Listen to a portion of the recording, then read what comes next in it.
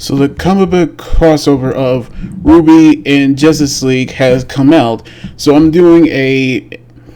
my first comic book review on the chapters of the crossover comic book. Now, honestly, this is my first time doing this type of review. So I've actually get ready to do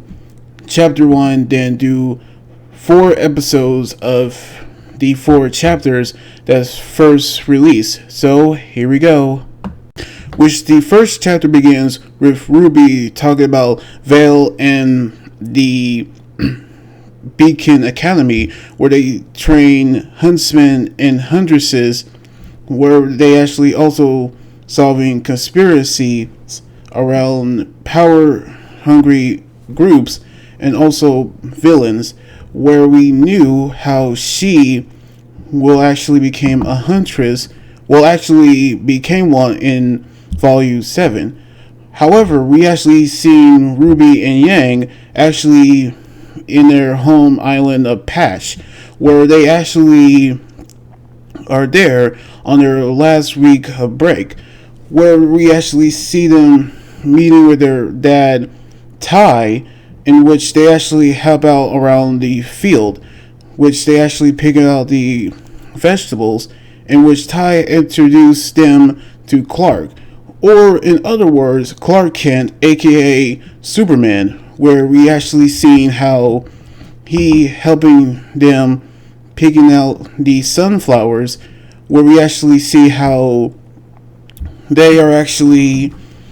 know that he is stuck doing the chores, but he actually doesn't mind, knowing how he actually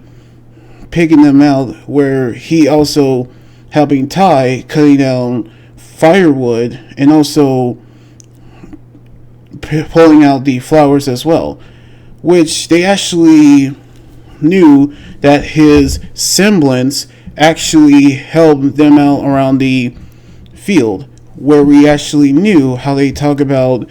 their teammates, in which we seen how he using his heat vision to actually blow out the fire, but knowingly how they actually knew that he is in Remnant other than Metropolis, where we actually see them heading towards their dad, where he actually headed out to deliver the sunflowers, where we actually see him get ready to go to the woods, where they actually getting more berries for them to eat. But they also tell him about the Grim that actually helps with his semblance, which his semblance actually helps boost his aura